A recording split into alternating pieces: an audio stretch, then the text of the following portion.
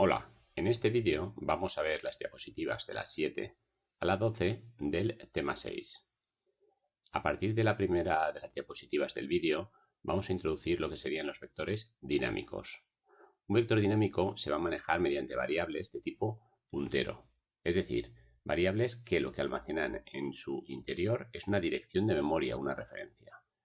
Para poder declarar una variable de tipo puntero vamos a utilizar el asterisco, de manera que pondremos el tipo de los elementos del vector, el nombre o identificador del vector y justo delante del nombre pondremos un asterisco.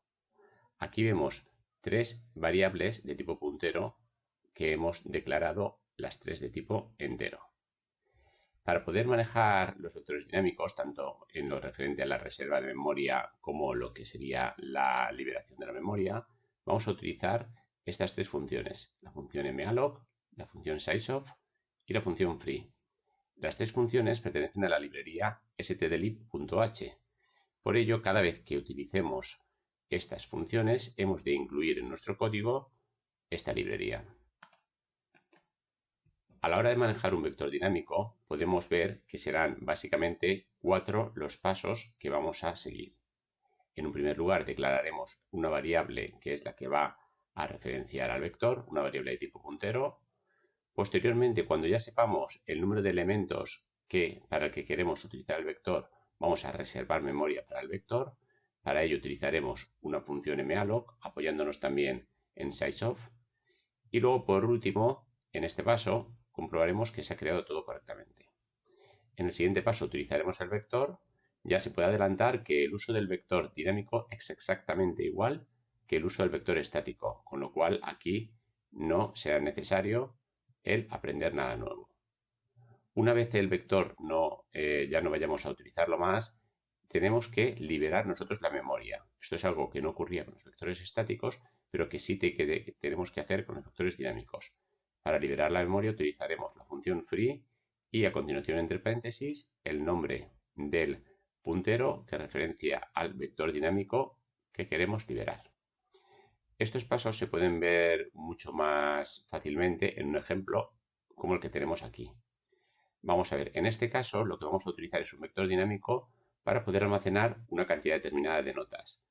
Pero la cantidad de notas a almacenar se las vamos a pedir al usuario. Es decir, se la pediremos, la almacenaremos en una variable de tipo entero y luego aprovechando esa variable de tipo entero reservaremos la memoria para el vector dinámico. Vamos a fijarnos en detalle en el ejemplo. Aquí declaramos una primera variable simplemente para guardar el total de notas que el usuario quiere introducir. Y aquí es donde ya declaramos la variable de tipo puntero que nos servirá para referenciar al vector dinámico. Como las notas son valores reales, hemos declarado la variable de tipo puntero a float, es decir, puntero a un número real.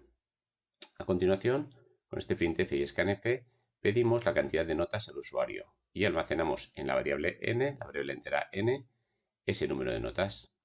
Como ya sabemos el total de notas que va a introducir el usuario, nosotros ya podemos reservar el tamaño que necesitamos para nuestro vector.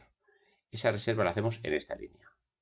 Siempre a la hora de reservar vamos a seguir una sintaxis similar a esta. Pondremos un igual y a la izquierda del igual pondremos el nombre de la variable de tipo puntero que nos servirá como vector dinámico, en este caso notas, que si nos acordamos es la que habíamos declarado 3 líneas más arriba. Pondremos notas igual y a la derecha utilizaremos malloc para reservar la memoria.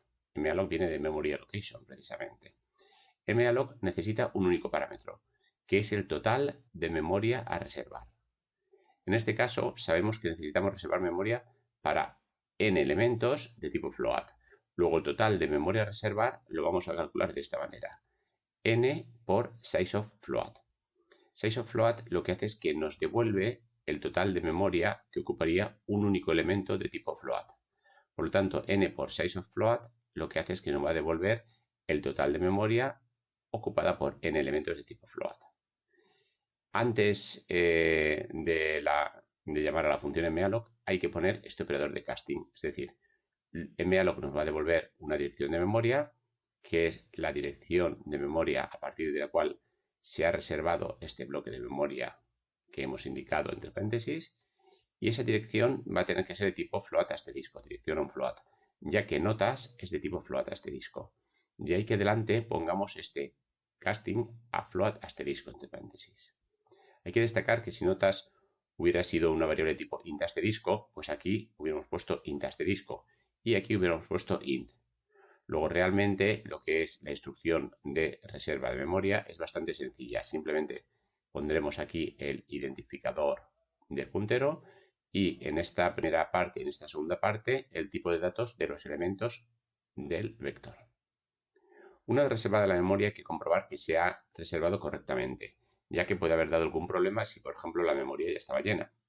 Si la memoria está llena, lo que va a hacer en este caso esta instrucción es que va a devolver un valor que es null que se va a guardar en notas. Por lo tanto, si ha ido mal, sabemos que en notas va a haber un null. De ahí que simplemente comprobando el valor de notas podamos saber si ha habido algún problema o no. En este caso decimos que si notas es igual a null, fijémonos que estamos utilizando un doble igual porque estamos realizando una comprobación. En este caso hay error y en este código en particular mostramos simplemente un mensaje de error y terminamos nuestro código. Una vez hemos pasado esta comprobación, si todo ha ido bien y notas no vale null, en la zona donde está el comentario verde podríamos utilizar el vector. Podríamos ya asignar valores a todos los elementos del vector, recorrerlos o lo que nosotros queramos.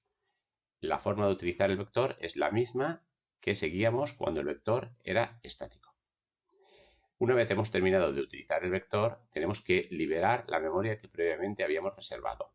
Para ello simplemente hemos de colocar la función free y entre paréntesis el identificador de la variable de tipo puntero que hemos utilizado para referenciar al vector dinámico. Volviendo a la diapositiva anterior, vemos que se corresponde un poco con lo que hemos adelantado. La declaración de la variable de tipo puntero la tenemos aquí. Lo que sería la creación del vector con su comprobación lo tenemos aquí. Y lo que sería la liberación de la memoria lo tendríamos hacia el final. Hay que destacar que como estamos utilizando vectores dinámicos que reservan en este momento el tamaño del vector y que para la reserva pueden utilizar una variable como aquí vemos, nosotros podemos hacer un uso mucho más eficiente de la memoria del que tendríamos con vectores estáticos, ya que con vectores estáticos no podíamos reservar la memoria para un tamaño variable de elementos. Muy bien, ya pasando al punto de operaciones con vectores, la forma de operar con vectores es la misma, tanto si estamos utilizando vectores estáticos como dinámicos, y es la forma que ya conocemos. Simplemente para operar con un vector tenemos que hacerlo a través de sus elementos. Para poder acceder a un elemento del vector, simplemente hay que poner el nombre del vector y entre corchetes la posición, es decir, el índice del elemento. Hay que recordar que si un vector tiene n elementos, el primer elemento es el 0 y el último el n-1. En este ejemplo que vemos aquí, x es un vector de 10 elementos, de ahí que su primer elemento sea x de 0 y el último sea x de 9. De esta manera podríamos asignar, por ejemplo, valores a un elemento con una instrucción de asignación similar a la que aquí vemos.